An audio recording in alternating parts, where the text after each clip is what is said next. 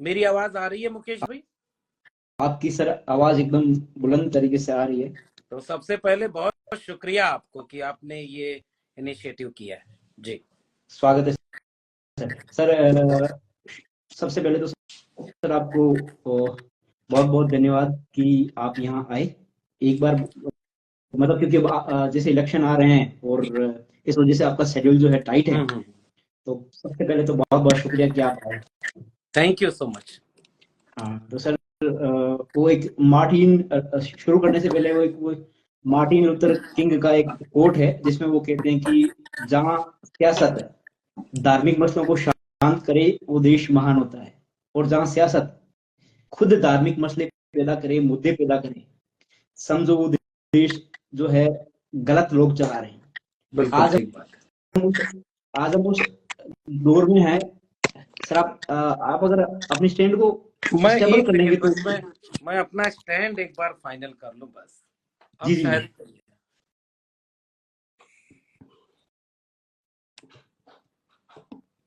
अब ठीक रहेगा जी जी। जी जी। हाँ तो सर हम आज उस दौर में है जहां दिल्ली की गद्दी पर बैठा हुक्मरान रात दिन धार्मिक मसले, धार्मिक टकराव पैदा कर रहा है। हमेशा इसी फिराक में रहता है कि किस तरीके से धार्मिक टकराव पैदा किया जाए। ऐसे दौर में एक आवाज आती है, बहुत बेबाकी से, बहुत बुलंद आवाज, लक्ष्मण यादव सर की। तो साथियों, मैं मुझे लगता नहीं कि लक्ष्मण सर किसी परिचय के मोहताज हैं। उनकी लगातार आप वीडियो देखते हैं, लगातार उनके भाषण वायरल होते हैं। वो हमेशा से खुलकर जो सत्ताधीन लोग हैं, सत्ता में बैठे एक विशेष मानसिकता के लोग हैं, उनके अगेंस्ट बोलते रहते हैं। उस आवाज का, उस बेबाक आवाज का नाम है लक्ष्मण यादव। आज वही शख्सियत हमारे साथ में। तो सभी साथियों की तरफ से, जितने भी मेरे फॉलोवर हैं, उनकी तरफ से सर आपको जय भीम जय मंडल सर। बहुत शुक्रिया मुकेश भाई, और आपको और आपके सारे दोस्तों को मेरी तरफ से भी क्रांतिकारी जय भीम, जय मंडल, जय संविधान है, इंकलाब जिंदाबाद जी। तो सर आपकी किताब आ रही है, अभी मैं कुछ देर पहले देख रहा था आपका ट्वीट, जो विश्व किताब रैंकिंग में वो पिछले 3 दिनों से टॉप पर थी, और अभी आज इंडिया में भी वो टॉप पर है अमेजोन पर। तो सर किताब के बारे में थोड़ा सा बताएंगे। बहुत शुक्रिया मुकेश भाई। पहले तो अब फर्ज बनता है कि इतने 1400-1500 लोग देख रहे हो, तो आपने मेरी तारीफ की, इसके लिए मैं आपकी तारीफ नहीं कर रहा हूं। ये एक दूसरे के काम को इंडोर्स करना है कि हमारे वक्त में अब कोई टीवी चैनल का पत्रकार भले ही अपनी कुंठा दिखाए कि 20, 30, 40 साल पहले जैसे आदिवासी जंगल में रहते थे वैसा होगा कुछ, लेकिन अब इस देश के दलित पिछड़े आदिवासी बदल गए हैं। अब आंख में आंख डाल करके बात करते हैं, अच्छे कपड़े पहनते हैं, शान और शौकत से रहते हैं, क्योंकि ईवी रामास्वामी नायकर ने जो मूवमेंट चलाया उसका नाम था सेल्फ डिग्निटी मूवमेंट, मोमेंट। स्वाभिमान आंदोलन। फूले साहब ने चलाया आत्मसम्मान आंदोलन। बाबा साहब अम्बेडकर की पूरी लड़ाई ही उसी वजूद, अस्मिता और अपने उसके थी। तो हम सारे लोग एक दूसरे को इसलिए इंडोर्स करते हैं क्योंकि नई पीढ़ी के जो संवैधानिक लोग आए हैं, इस देश के कमेरा लोग आए हैं, वो जिस भी फील्ड में हैं शानदार कर रहे हैं। तो मैं मुकेश से परिचित इस तरह से हूं कि मैंने इंस्टाग्राम पर एक अम्बेडकराइट नौजवान को इतनी कम उम्र में भाषा के लिहाज से, कंटेंट के लिहाज से या वीडियो की गुणवत्ता के लिहाज से इतना शानदार काम करते देखा है। मैं आपको बधाई देता हूं, और इस काम को और बुलंदी से आगे चलते रहना। तो वही काम हम विश्वविद्यालय में कर रहे थे। 14 साल एक विश्वविद्यालय में पढ़ाया, और आज देखिए पहली बार मेरी किताब पर बातचीत आपके इंस्टाग्राम पर हो रही है। तो आपने ये इनिशिएट किया, इसके लिए भी शुक्रिया कहूंगा। लगभग 2004 का समय था जब इलाहाबाद विश्वविद्यालय में मैंने एडमिशन लिया था, और आज 2024 है जब मुझे मेरे विश्वविद्यालयों को मुझसे छीन लिया गया। तो ये 2 दशक की जो कहानी है ये इस किताब में है, और इसीलिए इस किताब का नाम प्रोफेसर की डायरी है। कभी सिनेमा वाले जब अपनी फिल्म का फिल्म रिलीज होने के पहले बात नहीं करते हैं तो सारे जो सस्पेंस है उसको नहीं डिस्कस करते। तो मैं भी अभी इस सस्पेंस को डिस्कस नहीं करूंगा कि इसका नाम मैंने प्रोफेसर की डायरी क्यों रखा है, क्योंकि इसके पीछे भी एक कहानी है। लेकिन नाम रखा है। उसका एक वजह तो यही है कि जनता ने, बहुत सारे लोग प्रोफेसर हैं लेकिन लोग उन्हें प्रोफेसर नहीं मानते, क्योंकि असल में वो सैलरी बेस्ड एक एम्प्लॉय से ज्यादा कुछ नहीं हो पाते, क्योंकि सरकारें और सत्ता चाहती हैं कि आप इतना ही रहें, कागज का पेट भरते रहें, सिलेबस पूरा करते रहें, सिलेबस ओरिएंटेड आप टीचर बने रहें, प्रोफेसर बने रहें। और लेकिन इस देश का संविधान कहता है कि उसके पहले आप एक नागरिक बने। तो जब मैंने ये चुना कि कलम और किताब जिसने हमें बनाया है, आज वो कलम और किताब के दम पर हम यहां तक पहुंचे हैं। बुद्ध से लेकर बाबा साहब तक, मंडल से लेकर कांशीराम तक, कबीर साहब से लेकर के यहां तक, हमारी लड़ाई ही कलम और किताब की रही। हमारे जो पुरखे हैं उनमें से किसी के हाथ में कोई हथियार नहीं है। आदिवासी तबके में है हथियार, लेकिन उसका अर्थ अलग है। वो दिकुओं के खिलाफ उलगुलान का हथियार है। तो एक तो वो जो लड़ाई हजारों साल की थी, उसके दम पर हम यहां तक पहुंचे। तो 2 दशक में उस कलम और किताब ने कैसे एक सामान्य से चरवाहा समाज से आने वाले, बचपन में गाय भैंस चराने वाले एक ओबीसी समाज से आए बच्चे को कैसे एक प्रोफेसर बनाया, ये उसकी कहानी है। उन विश्वविद्यालयों में ऐसा क्या था कि जिससे हम बने, दिल्ली विश्वविद्यालय तक आए, और इस 14 साल के इतिहास में कहानी 20 साल की है। तो ये प्रोफेसर की डायरी वो 20 साल की कहानी है, जिसमें एक नौजवान कैसे बनता है और अपने आसपास लोगों को कैसे बनता हुआ देख रहा है। तो ये विश्वविद्यालय हैं जिन्होंने हमें बनाया, सरकारी विश्वविद्यालय, और इसी के साथ ये विश्वविद्यालय अब बर्बाद किए जा रहे हैं।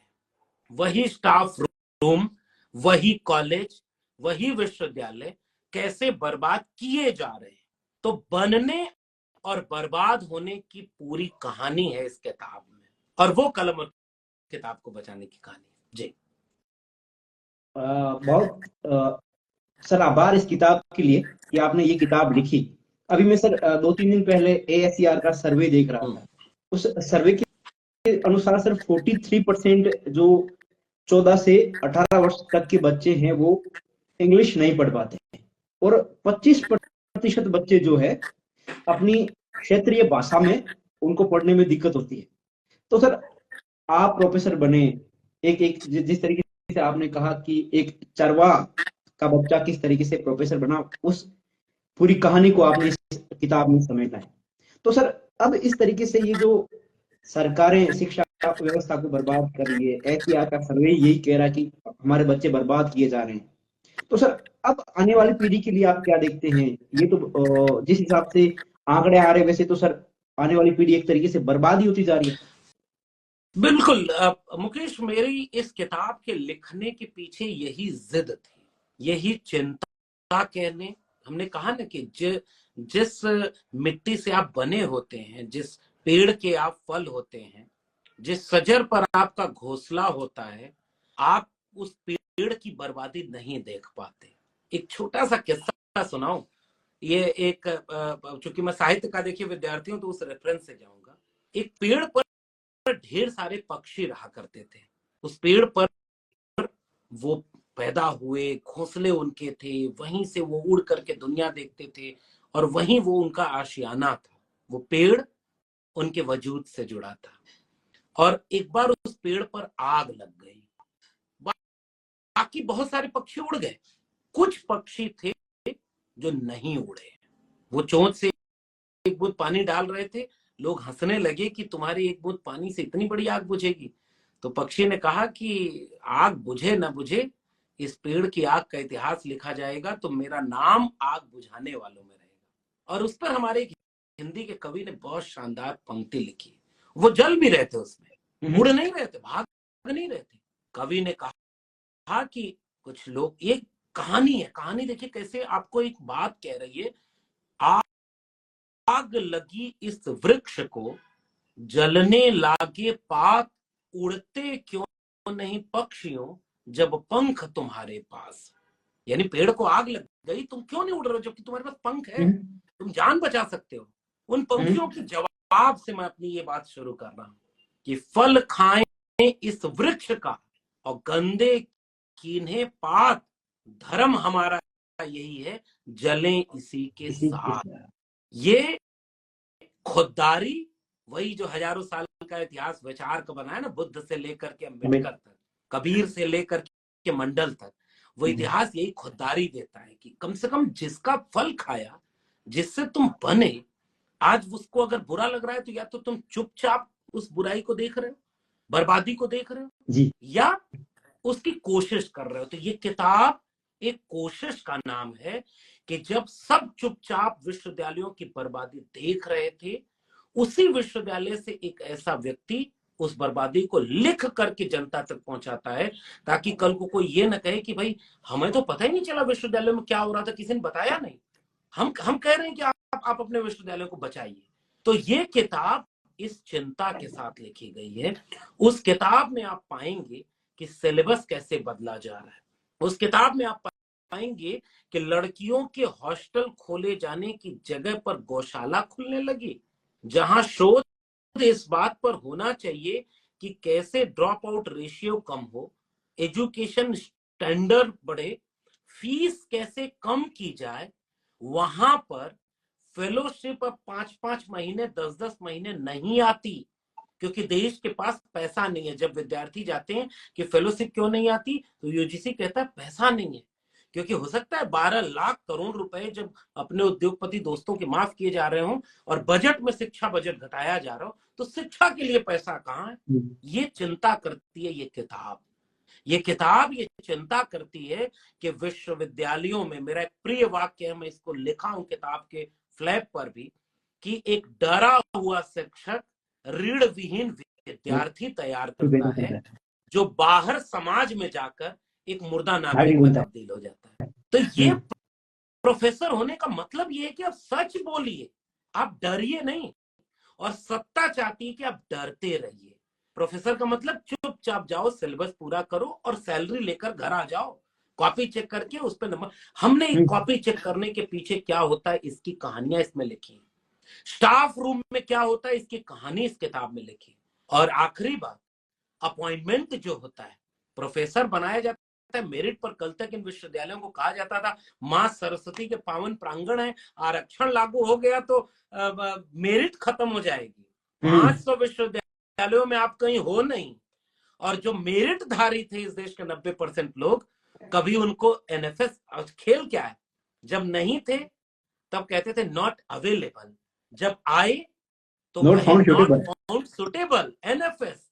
और जब अवेलेबल भी हो गए, सुटेबल भी हो गए, तो पूरा एजुकेशन को प्राइवेट हाथों में बेच दिया, ठेके पर प्रोफेसर रखे जाएंगे। ये कहानी इस किताब में आपको मिलेगी। विश्वविद्यालयों के भीतर मैंने पूरी किताब मुकेश भाई रोहित वेमुला को समर्पित की है। वो किताब रोहित, क्योंकि हमारे लिए वो आइकॉन है, कैसे एक विश्वविद्यालय के भीतर एक उभरते हुए वैज्ञानिक बनने की चाहत रखने वाले एक शोधार्थी को गोबर में विज्ञान ढूंढने वाले शहादत तक पहुंचा देते हैं। रोहित वेमुला और उन जैसी तमाम अधूरी रह गई आकांक्षाओं के नाम वो किताब समर्पित है, जिसमें रोहित का जन आंदोलन है, जिसमें जेएनयू का सवाल है, जामिया में पुलिस घुस करके लाठी मार रही है उसका सवाल है, और जहां पर विश्वविद्यालय में शोध होना चाहिए वहां हवन हो रहा है, इसकी चिंता इस विश्वविद्यालय में। तो ये किताब आप नागरिक को इसलिए पढ़नी जरूरी है ताकि आपको पता चले कि आपके देश के विश्वविद्यालयों में क्या हो रहा है। ये इसलिए लिखी गई है, इसलिए मैं चाहूंगा कि देश भर का नागरिक, मैंने लिखी है इसलिए मत पढ़िए, इस तरह की किताब आपको और कोई नहीं मिलेगी। 5000 प्रतियां छपी है मुकेश भाई, और 5000 का पहला, लोग 500 किताबों का पहला संस्करण छपवाते हैं, 500 किताब नहीं बिक पाती। मेरी 5000 किताब की पहला संस्करण है, फर्स्ट एडिशन, और फर्स्ट एडिशन फुल हो गया। हमने 5000 दूसरा ऑडिशन दिया क्योंकि प्री बुकिंग में 5000 किताबें बुक हो गई और अमेजन में टॉप किताबों की रैंकिंग में था। ये मेरी उपलब्धि थोड़ी सी है, लेकिन उस तरह की किताब मैंने लिखी है कि जो कलम की चिंता करता है, इस देश के लोगों को चिंता हो कि उनके विश्वविद्यालय बर्बाद हो रहे हैं। तो एक विश्वविद्यालय खूबसूरत कैसा है, मेरा घोंसला था वो, उस घोंसले में हम पले बढ़े, और उसी में कोई आग लगा रहा है, तो ये दोनों कहानी उसमें है, घोंसले के बनने की और उस आग लगाने घोंसले को उजड़ने की। सर मैं जब आपको देखता हूँ तो राजेश जोशी की पंक्तियां याद आती है कि मारे जाएंगे, जो इस पागलपन में शामिल नहीं होंगे मारे जाएंगे, कटघरे में खड़े कर दिए जाएंगे, जो विरोध में बोलेंगे, जो सच सच बोलेंगे मारे जाएंगे। तो सर पहले आप प्रोफेसर थे तो आप विरोध में बोल रहे थे लगातार, फिर आपको वहां से निकाल दिया, दिल्ली यूनिवर्सिटी से आपको एक्सपेल्ड कर दिया गया, अब आप ऐसी किताब लिखकर विद्रोह कर रहे हैं, आपको डर वर नहीं लगता? मैंने इसीलिए कहा ना कि सत्ता और समाज तो चाहता है कि एक प्रोफेसर डरा हुआ ही रहे, एक नागरिक डरा हुआ रहे। नहीं तो देखो, तुम मुख्यमंत्री रहोगे तब भी तुमको जेल में भेज देंगे। आज मैं बात कर रहा हूँ मुकेश आपसे, और आज ही के दिन उसी जेएनयू का एक स्कॉलर उमर खालिद, उसकी बेल की सुनवाई नहीं हो रही है, डेट आगे बढ़ा दी जाती है और आज तक उस पर आरोप साबित नहीं। तो एक शोधार्थी, एक नौजवान आज इस देश का जेल में, प्रोफेसर हैनी बाबू मेरे दिल्ली विश्वविद्यालय के, वो जेल में। तो डर किस बात का? अगर वो जेल में रह के लड़ाई लड़ रहे हैं, तो मैं तो सोच रहा हूँ कि मैं भी प्रिविलेज्ड हूँ, मैं बाहर अपनी लाइब्रेरी के पास बैठा हूँ और मैं आपसे पब्लिकली बात कर रहा हूँ। तो फिर मैं अगर डर जाऊंगा तो वो जो मुझसे ज्यादा कठिन लड़ाई लड़ रहे हैं उनका क्या होगा? वो किसके लिए लड़ रहे हैं? एक तो ये पक्ष है इसका। दूसरा पक्ष ये भी है कि मुकेश भाई, डर किसको नहीं लगता है? अगर मैं ये कहूं कि नहीं डर लगता, एकदम गलत होगा, बनावटी लगेगा, झूठा लगेगा। पहली पीढ़ी के लोग हैं, इस पूरी किताब का जो इंटेंशन है ना, वो फर्स्ट जनरेशन लोगों के लिए है।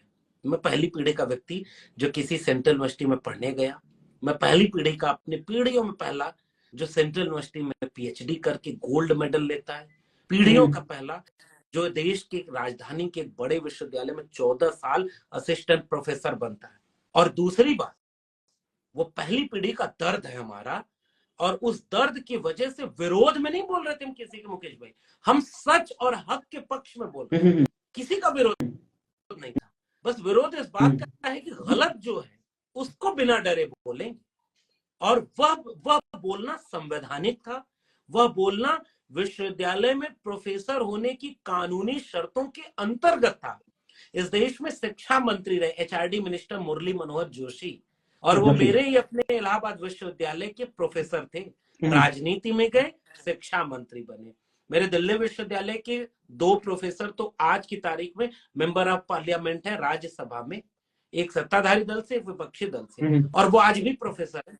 तो प्रोफेसर को ये छूट है कि वो अपने विचार रख सकता है, उसको ऑटोनॉमी मिली हुई है। ये ऑटोनॉमी इसलिए मिली है कि मैं नागरिक के तौर पर जैसा अपना क्लासरूम चाहता हूं, अपना कैंपस चाहता हूं, वैसा ही अपना समाज भी बनाने के लिए अपनी भूमिका निभा सकूं। अगर मेरे बाहर के क्लासरूम के बाहर अगर आग लगी होगी तो क्लासरूम तक उसकी लपटें आएंगी। तो इसलिए प्रोफेसर का काम है सच और हक के लिए बोलना। ये बात उसी सत्ता में बैठे जल्ले इलाहियों को खटक गई। बहुत दिनों से रणनीति उन्होंने बनाई, एक प्रोफेसर लक्ष्मण यादव की नौकरी छीन लेंगे तो वो डर जाएगा, चुप हो जाएगा, और बाकी लोग चुपचाप फिर सरेंडर कर जाएंगे। आओ हमारी शाखा में नमस्ते सदा वत्सले कहो, तुमको प्रोफेसर बनाएंगे, वाइस चांसलर बनाएंगे और प्रिंसिपल बनाएंगे। अरे आप इस देश के बहुजन ये पूछेंगे कि 596 वाइस चांसलर 2019 तक थे, उसमें केवल 6 शेड्यूल कास्ट, 6 शेड्यूल ट्राइब और 36 ओबीसी, और 550 यानी 550 वाइस चांसलर एक ही तबके के। तो ये डेमोक्रेटिक कैंपसेस कैसे हुए? ये सवाल पूछने वाला लक्ष्मण यादव चुपता है। रोस्टर आंदोलन में अंबेडकर फूले पेरियार का नारा लगाने वाला लक्ष्मण यादव खटकता है।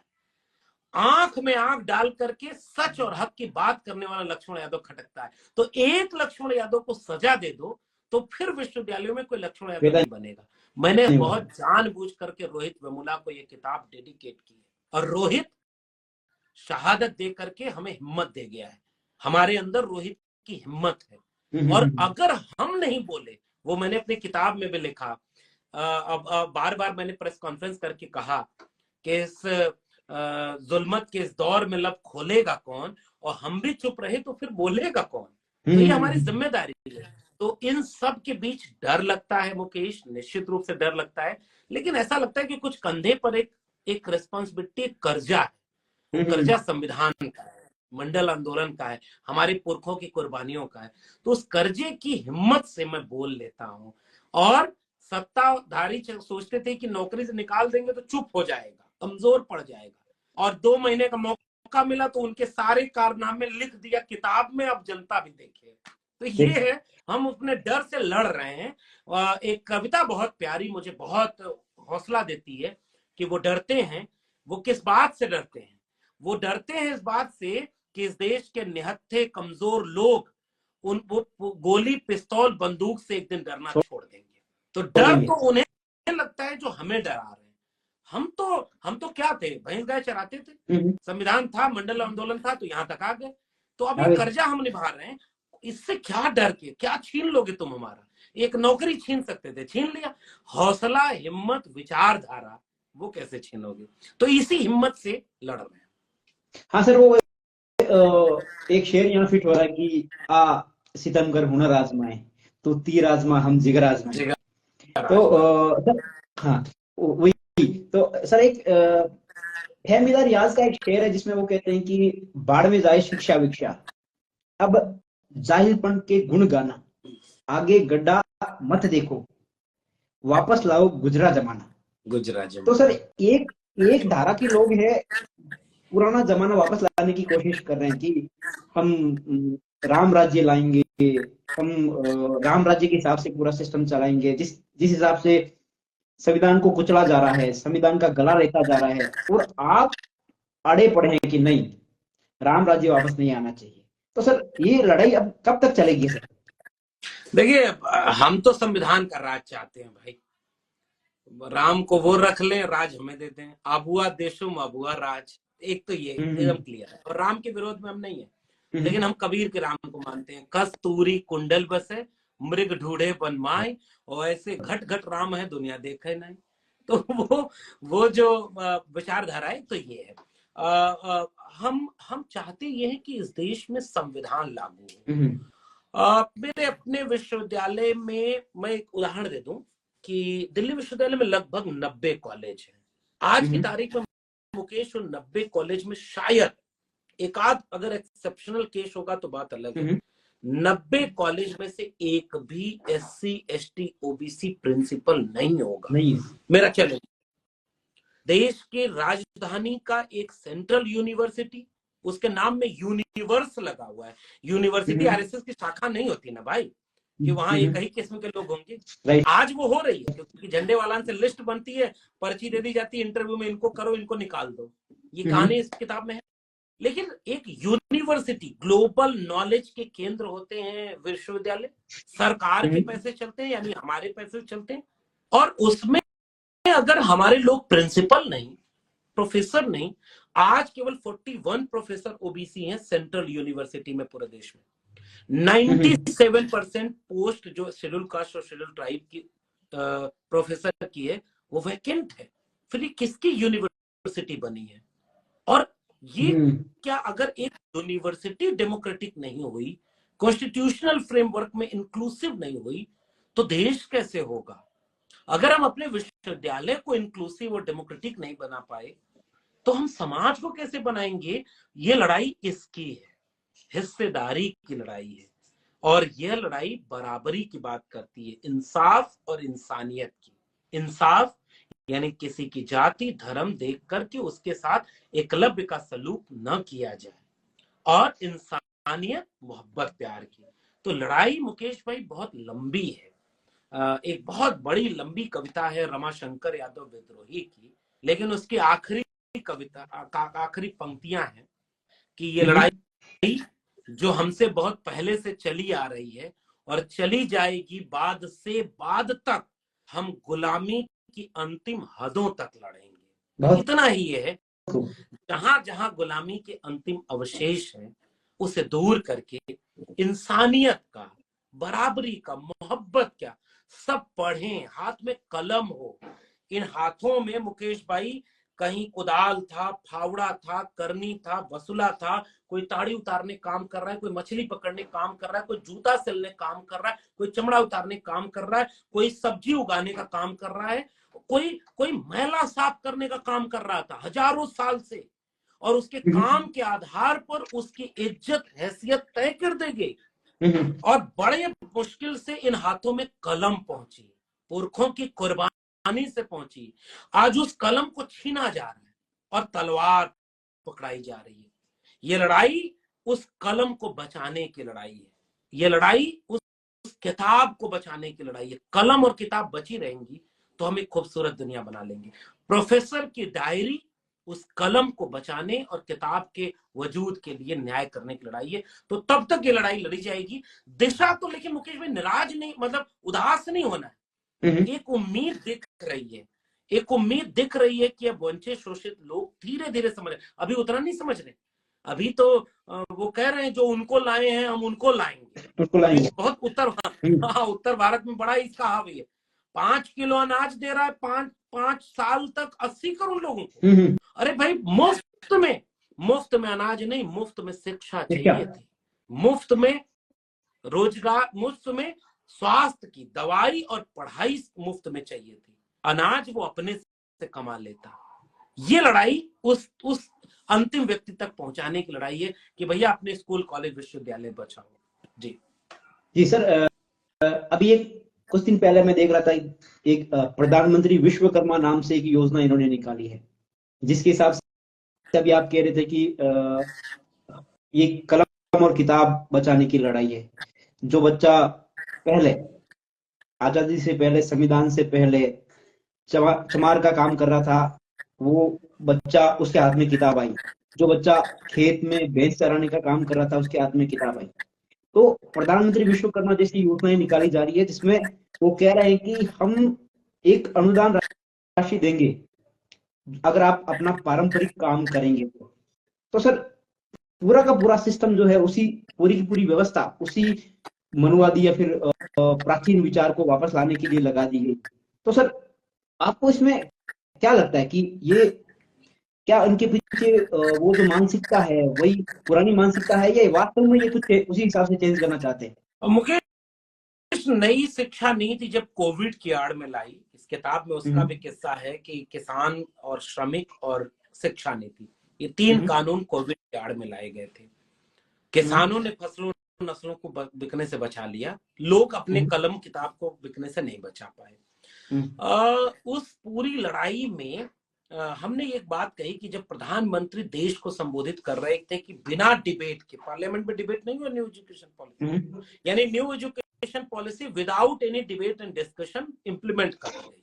तो न्यू एजुकेशन पॉलिसी को इंप्लीमेंट करते हुए देश के प्रधानमंत्री जब प्रेस कॉन्फ्रेंस कर रहे थे तब बोल रहे थे कि स्किल डेवलपमेंट, कुम्हार का बेटा कुम्हार, लोहार का बेटा लोहार, क्योंकि उसके पास कल्चरल स्किल वहीं से आ रही है। तो वो जो एनईपी के इम्प्लीमेंटेशन के समय पीएम बोल रहे थे, वही विश्वकर्मा योजना में उन्होंने आगे बढ़ा दिया कि अच्छा तुम कुम्हार के बेटे हो, कुम्हार बनना चाहोगे तो स्किल तुम्हारे पास है, अब लो तुम नई तरीके से ये ले लो, पैसा भी ले लो, कुम्हार बन जाओ, लोहार बन जाओ। भारत का संविधान कहता था कुम्हार, लोहार, बढ़ई, नाई, मोची, निषाद, मल्लाह के बच्चे प्रोफेसर बनेंगे, डॉक्टर बनेंगे, इंजीनियर बनेंगे, आईएएस बनेंगे, पीसीएस बनेंगे। यहां अंतर है। तो वो जो अगर इस देश के वंचित शोषित घरों के बच्चे अगर प्रोफेसर बनने लगेंगे तो प्रोफेसर तो सब तरह के आने लगेंगे। तो थोड़े से लोग जो काबिज, मुट्ठी भर लोग जो सब कुछ अपने हाथ में रखे थे, अब उनके हाथ से भारत के संविधान की वजह से कुछ कुछ फिसल रहा है। तो बेचैन है, वापस अपनी मुट्ठी जोर से बंद करना चाहते हैं कि नहीं नहीं शिक्षा पर हमारा कब्जा रहेगा, नहीं आप उधर रहो, आप वहीं रहो, आदिवासी जंगल में जाओ, प्रधान मुख्यमंत्री बन के छोड़ो, जंगल में जाओ, ये वो मानसिकता है। तो और शिक्षा की अहमियत वो ज्यादा समझते हैं, हमारे लोग कम समझते हैं। जो इस देश को कैप्चर्ड रखना चाहते हैं वो जानते हैं कि एजुकेशन एक ऐसी चीज है जिससे आप मेंटल कैप्चरनेस करते हैं, आप मानसिक गुलामी किससे बनाते हैं? कल्चर से। कल्चर कहां से डेवलप हुई? एजुकेशन से। पहले वो गुरुकुल वाली थी, धर्म वाली थी, और वहां सब कंट्रोल्ड था। वहां लिख दिया कि कौन मुख से पैदा होगा, कौन पैर से पैदा होगा, सब बोल दिया, वही समाज में लागू हो गया। वहां से तय हो गया कि अच्छा कौन गुरु बनेगा, कॉन्स्टिट्यूशन, कोई द्रोणाचार्य बन गया, कोई एकलव्य बन गया। तो कल्चरल हेजिमनी का एक कॉन्सेप्ट, अंटोनियो ग्राम्सी एक दुनिया के बड़े विचारक रहे हैं, उन्होंने कल्चरल हेजिमनी का कॉन्सेप्ट दिया। तो हेजिमनी जब टूटती है तो वो वापस इन लोगों के हाथ से शिक्षा छीनती है जो उस हेजिमनी को ब्रेक कर रहे हैं, चैलेंज कर रहे हैं। डॉक्टर अंबेडकर को स्कूल से निकाल दिया था और वो लौट जाते, रोते, खराब हार जाते, तो दुनिया को कितना बड़ा मसीहा मिलने से वंचित हो जाता। वो स्कूल गए, पढ़ने गए और 32 डिग्रियां लेकर आए और सारी ओरिजिनल, एक भी डुप्लीकेट डिग्री, फेक डिग्री नहीं है। डॉक्टर अंबेडकर कलम किताब ने उन्हें बनाया, कलम किताब के दम पर संविधान बना, कलम किताब के दम पर वो किताबें हैं। ये देखिए, ये डॉक्टर अंबेडकर की किताब है, ये लोहिया बगल में है, ये देखिए लोहिया है जी। ये जो किताबें हैं इन्होंने हमें बनाया और इन लोगों ने किताब से लिख करके उस हेजेमनी को ब्रेक किया। हम भी पढ़ सकते हैं और हम भी लड़ सकते हैं आंख में आंख डाल। तो वापस जो चैलेंज मिल रहा है वो चैलेंज न मिले तो एजुकेशन बर्बाद कर दो, शिक्षा में बजट खत्म कर दो, फेलोशिप खत्म कर दो, सीटें घटा दो। और जब उनके लोग पढ़ेंगे नहीं तो समझेंगे नहीं, और समझेंगे नहीं तो सवाल नहीं करेंगे, तो फिर वापस गुलाम बन जाएंगे। तो ये मानसिकता है मुकेश, इसलिए वो सबसे ज्यादा हमला एजुकेशन पर करते हैं। अफसोस केवल इतना है कि हम अपने लोगों को नहीं समझा पाए कि सब कुछ कुर्बान करके अपने बच्चों को पढ़ाना कितना जरूरी था।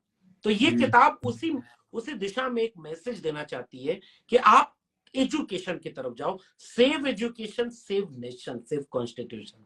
इस इंटेंशन के साथ यूनिवर्सिटीज की, स्कूलों की कहानियां इसमें है। क्योंकि अगर आप उन स्टाफ रूम में नहीं जाओगे जहां जातिवाद होता है, मैं निकाल दिया गया, डॉक्टर रितु अभी लड़ रही है और उसके ऊपर झूठे आरोप लगा के निकाल दिया। कौन है ये प्रोफेसर जिसके अंदर इतना कास्टिज्म था? रोहित वेमुला को प्रताड़ित करने वाला कौन था? मेरे किताब में किस्से हैं दोस्त कि कैसे जातिगत अपमान बारीक ढंग से प्रोफेसर करता है, इंटरव्यू के नंबर काटता है। बहुत सारे किस्से छूट गए लेकिन बहुत सारे किस्से हैं। तो ये लड़ाई उसकी लड़ाई है। जी जी सर, प्रधान सेकंड लास्ट सवाल है, उसके बाद अपन इसे खत्म करेंगे। तो सर, प्रधानमंत्री जी एक बार संसद में खड़े होकर छाती पीटते हुए कहते हैं कि एक अकेला सब पर भारी। अभी 22 जनवरी को हमने देखा जब पूरी जो नॉर्थ इंडिया की काउ बेल्ट है, गोबर पट्टी, वो पूरी की पूरी भगवा हो गई। तो सर, प्रधानमंत्री जी का ये कहना कि एक अकेला सब पर भारी और ग्राउंड पर इस तरीके से पूरा का पूरा भगवा हो जाना, पूरा ग्राउंड भगवा कर देना, ये एक, क्या सर आपको ये नहीं लगता कि इसमें कि हमारे जो युवा है, SC ST OBC और माइनॉरिटी को तो छोड़ ही दीजिए, SC ST OBC के अपने जो युवा है, जब विश्वविद्यालयों में सीटें काटी जा रही है, डी रिजर्व करके सवर्णों को भरा जा रहा है, उस दौर में हमारे युवा जो है ग्राउंड पर RSS के लिए काम करने लगे हैं या फिर उस विचार के लिए काम करने लगे हैं जो उनका विरोधी विचार है। मुकेश, अभी जो मैं सवाल का जवाब दे रहा था आपके, उसके लास्ट में जो मेरी चिंता है वो यही थी कि हम अपने लोगों को ये बात नहीं समझा पाए, क्योंकि जो इस एजुकेशन को बर्बाद कर रहा है उसको इस एजुकेशन की चीज तो पता है, वो इसीलिए एजुकेशन को कोलैप्स कर रहा है, प्राइवेट एजुकेशन को इंक्रीज कर रहा है। जेब में पैसा तो पढ़ाइए, विदेश जाइए, लेकिन अगर आपकी जेब में पैसा नहीं था फिर भी आपके बच्चे पढ़ ले रहे थे, वो खत्म हो जाए।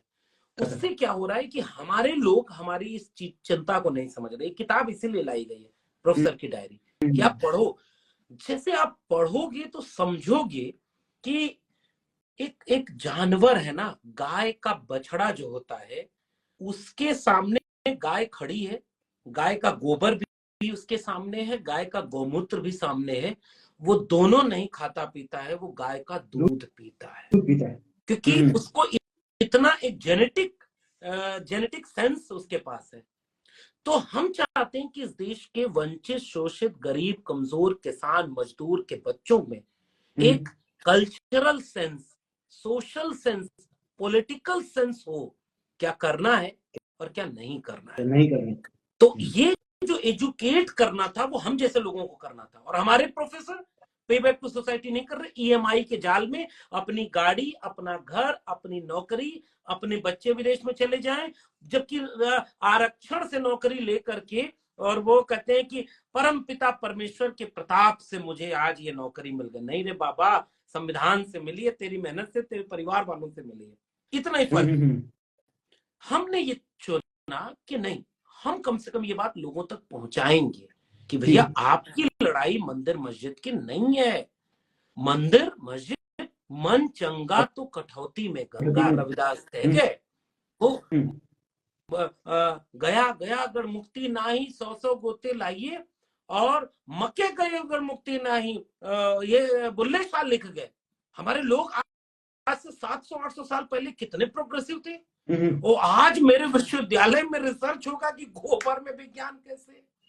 76 कुंडीय यज्ञ दिल्ली विश्वविद्यालय के कॉलेज में हो रही है। और राम मंदिर उद्घाटन, अरे भाई राम ठीक है, जो आस्थावान है, भारत का संविधान उनको छूट दे रहा है, राम आ रहे हैं, बुलाओ, लाओ, जश्न मनाओ, सब करो विश्वविद्यालय के भीतर। कल को दूसरे धर्म वाले यही करने लगेंगे तो क्या करोगे? ये धर्म विश्वविद्यालय के भीतर कैसे घुस गया भाई? विश्वविद्यालय को तो छोड़ देते, हर धर्म हर जाति के लोग वहां पर रहते हैं। और उन विश्वविद्यालयों में अब हवन होता है, कोई भी कार्यक्रम। एक मुनीलाल पांडे की कहानी है मेरी किताब में। मुनीलाल पांडे को पढ़ते हुए आपको समझ में आ जाएगा कि इस देश में विश्वविद्यालय में क्या क्या हो रहा है। सेमिनार की जगह पर हवन, रिसर्च की जगह पर 76 कुंडी यज्ञ, यहां विश्वविद्यालय को पहुंचा दिया आपने। अब मुकेश भाई, यह बात अगर मैं दमदारी से न बोलूं, विश्वविद्यालय का एक शोधार्थी, एक प्रोफेसर, एक छात्र, तो ये बात गांव में जो रिक्शा चला रहा, जो पत्थर तोड़ रहा, वो बेचारा संघ में जा रहा, तो क्या बुरा? यहाँ सारे प्रोफेसर संघ में चले गए, सारे जाके शाखा लगा रहे भैया परमानेंट कर दो, या प्रिंसिपल बना दो, या वाइस चांसलर बना दो। तो हम इनको नहीं समझा पाए, तो गांव के लोग जो इस पूरे धर्म की राजनीति के शिकार हो रहे हैं, कैसे उनसे आप शिकायत कर सकते हो कि आप समझ नहीं रहे? प्रोफेसर समझ गया क्या? तो एक बड़ी लड़ाई है मुकेश, इसलिए निश्चित रूप कि कैसे हम इस लड़ाई को आम जनता तक पहुंचाएं, आम व्यक्ति तक पहुंचाएं, इतनी सी लड़ाई है।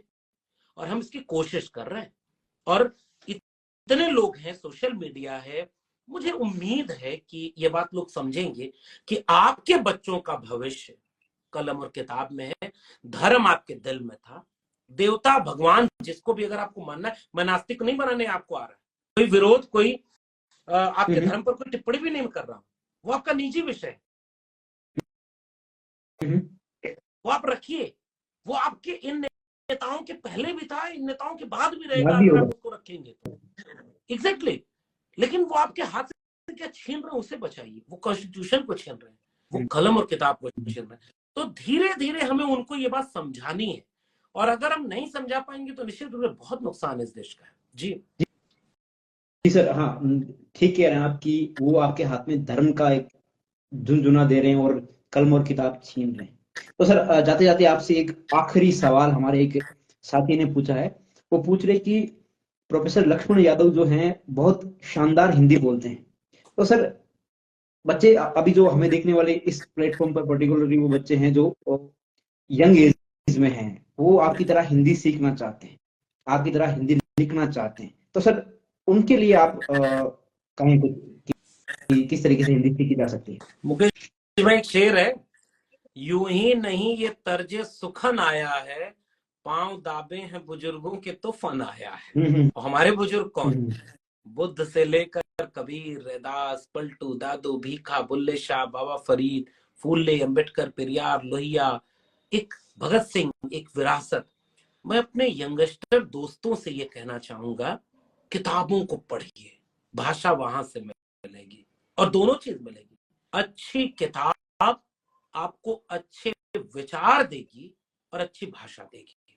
हमारे लोगों को, ये रील्स वाली जनरेशन आ गई है, ठीक है, आप टेक्नोलॉजी को छोड़ नहीं सकते। अगर ये टेक्नोलॉजी ना होती तो आप वहां बैठे, हम यहाँ बैठे, और हजारों लोग हमको सुन रहे हैं। तो इस टेक्नोलॉजी का हम सार्थक उपयोग करेंगे। हम वो लोग नहीं है कि जो यहाँ पतरा बना के देखते थे कि इसका शाहू और केतु ठीक नहीं है, मंगल ठीक नहीं, इसलिए शादी नहीं होगी। हम टेक्नोलॉजीज कहने की नहीं, चांद पर एक विमान जाएगा, वो पता लगाएगा, रिसर्च करेगा। तो नई जनरेशन नई टेक्नोलॉजी के साथ अब तो और आसानी से पढ़ सकती है। शुद्ध बोलना शुद्ध लिखने से आता है, और शुद्ध लिखना और बोलना शुद्ध विचार से आता है। शुद्ध जैसा अलग ही कुछ होता नहीं, लेकिन इंसाफ और इंसानियत के। तो इससे इससे हम सीख सकते हैं। और जहन में जब अच्छा कुछ हो ना, तो आपका ख्याल भी अच्छा बनता है। तो सबसे पहली चीज हम ये कोशिश करें, अच्छी किताबों को पढ़ें, अच्छे विचार को लें और अच्छे इंसान बने। ये एक पैमाना मेरा है। यहीं से भाषा निकलेगी, यहीं से विचार निकलेगा, यहीं से सब कुछ डेवलप होगा। जितना पढ़ेंगे, वो हमारे यहाँ बचपन में कहते थे, करत करत अभ्यास ते जड़मत। जड़मति होत सुजान और रस्सी आवत जात ते सिल पर परत निशान। तो अभ्यास सबसे महत्वपूर्ण चीज है, सही दिशा में किया जाए। अब रील्स है तो रील्स देखने के बाद गूगल से कुछ पढ़ाई भी कर लें, छोटी छोटी कहानियां पढ़ा करें। प्रेमचंद को पढ़ें और ओम प्रकाश वाल्मीकि को पढ़ें, प्रेमचंद से लेकर वाल्मीकि तक एक यात्रा है। जितना पढ़ेंगे उतने नए शब्द आपकी डिक्शनरी में ऐड होंगे। आप गौर करिए, एक नौजवान दिन भर में 1000 शब्दों के इर्द गिर्द ही बोलता है, 1000-1500 वही शब्द रिपीट होते हैं, वही भाषा में होते हैं। जैसे जैसे हमारा वोकेबुलरी मजबूत होगी, शब्द भंडार मजबूत होगा, हमारी भाषा नई होने लगेगी और उच्चारण शुद्ध करेंगे, लिखना शुद्ध आएगा। और आखिर में केवल ये, दिल में अच्छा ख्याल हो तो अच्छे विचार जबान से निकलने लगते हैं। और याद रखिएगा, ये पूरा जो हमारा शख्सियत, हमारा व्यक्तित्व है ना, ये जुबान उस दुकान का ताला है। ये ताला खुलता है तो पता चलता है कि ये दुकान कोयले की है या राइट। ये बात आप यूट्यूबर मीट में भी आपने कही थी और ये बात मुझे काफी प्रभावित करती है। आपकी जो जबान है, बहुत, आपका जो दिमाग में क्या चल रहा है वो सब कुछ बयां कर देती है जब आप बोलते हैं।